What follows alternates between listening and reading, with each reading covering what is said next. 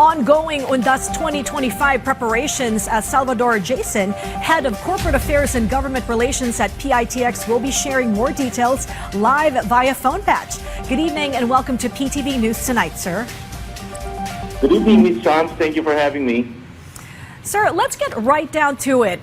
We know that we are expecting a surge of over 2 million passengers for the Undas 2025. What measures are we implementing to not just handle this surge, but also those that are leaving early?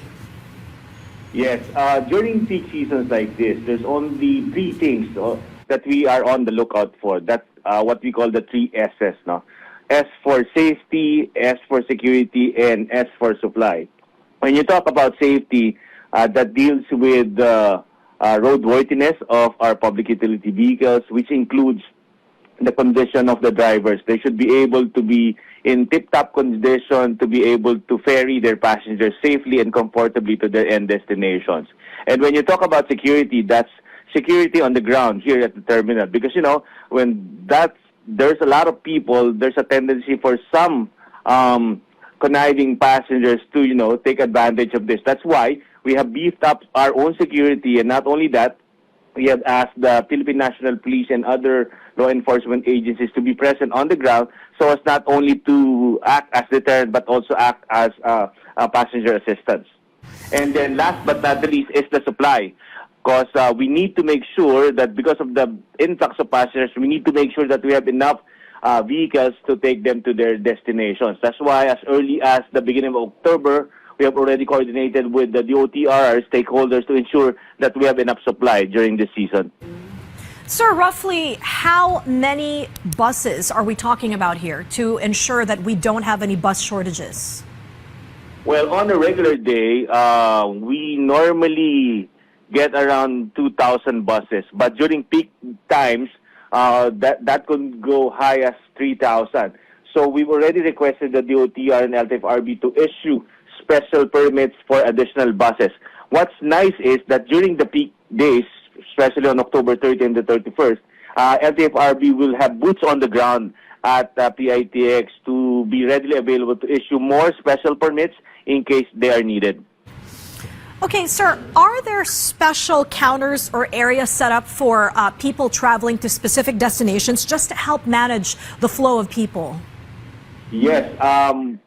Although PITX is already a huge terminal, right? It has 2 floors for arrival and 1 for departure. We have already designated specific areas so that crowding will not be a balloon in just one place. So we've scattered everybody around so that we can maximize the space.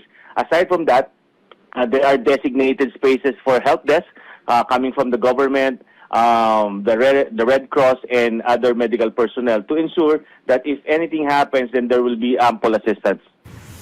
Okay, sir, you led into my next question, actually. Speaking of assistance and safety, of course, comfort is also paramount. There will be a lot of waiting for passengers getting from point A to point B. What measures do we have for travelers, especially the elderly, the PWDs, just to ensure their comfort while waiting for their trips to arrive? Well, aside from having our medical personnel on standby 24/7, we also have deployed several additional personnel on the ground just to give assistance, not only to the elderly, the PWDs, and the pregnant women, but to every passenger going inside PITX. We've also beefed up our waiting areas. We've also increased our maintenance personnel to make sure that everything is clean, especially now that there's a flu-like virus going around.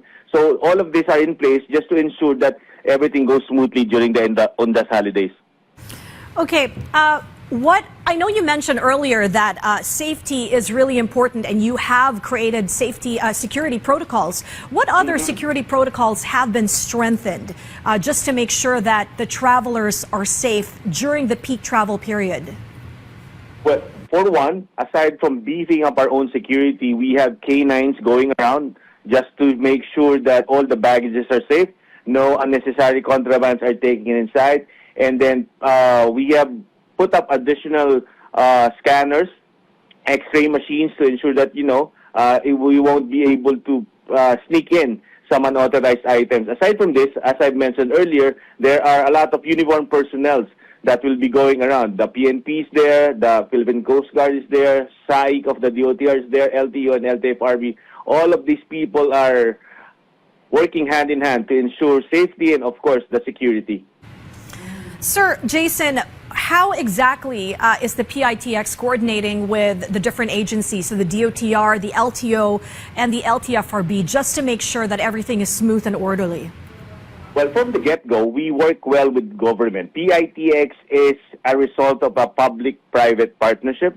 That's why from the get-go, we have been closely coordinating and working well with the government. Because, making sure that transportation is safe and comfortable takes a village. So it takes a lot of effort from the private sector and the government sector to work together. That's why we have a monthly meeting ongoing, especially during the holiday season. We have a project steering group to ensure that all questions are addressed, all concerns are being met, and we evaluate every time after the holidays what went wrong, what went well, so that we can improve on our services. Sir, of course, it is also important to make sure that the traffic flow outside of the terminal is up to speed, and it's flowing smoothly. How is the PITX handling this traffic flow, just to make sure that you're also coordinating with the MMDA and other local authorities? That's true. Traffic ingress, going in and going out of Metro Manila has always been a challenge during the holiday season.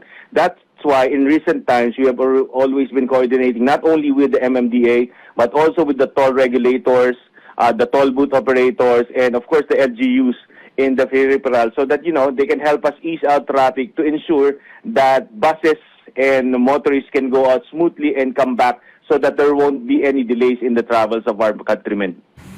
Okay, sir, for those bringing private vehicles, are there additional parking spaces or maybe guidelines that they need to be aware of?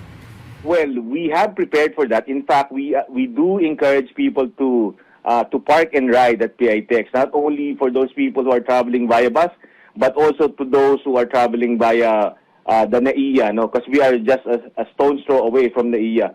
The PITX is designed to accommodate around 400 private vehicles. That's why we're ready for this, and we highly encourage people to do this so that they can just stay relaxed and no worries about driving or traffic.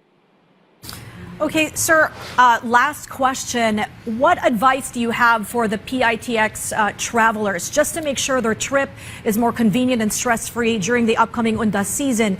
How many hours or how long ahead should they be there? Well, during the peak days, like the 30th and the 31st, at least they should be there at least 2 hours before their scheduled departure. Some of our tips, as much as they can, they should buy and book their tickets early as much as they can. And another is to travel light. Imagine if you're going to bring a lot of stuff with you, and then there's so many people, you're only gonna give yourself so much inconvenience. And of course, you should travel light so that you can give your other passengers some space for their own for their own pasalubong. And lastly, during this peak season, we know there will be a lot of people, there will be a lot of traffic. So let's just remain relaxed, calm, and avoid road rage. All right, thank you for your time and insight, Jason Salvador, Head of Corporate Affairs and Government Relations at the PITX. Have a great evening.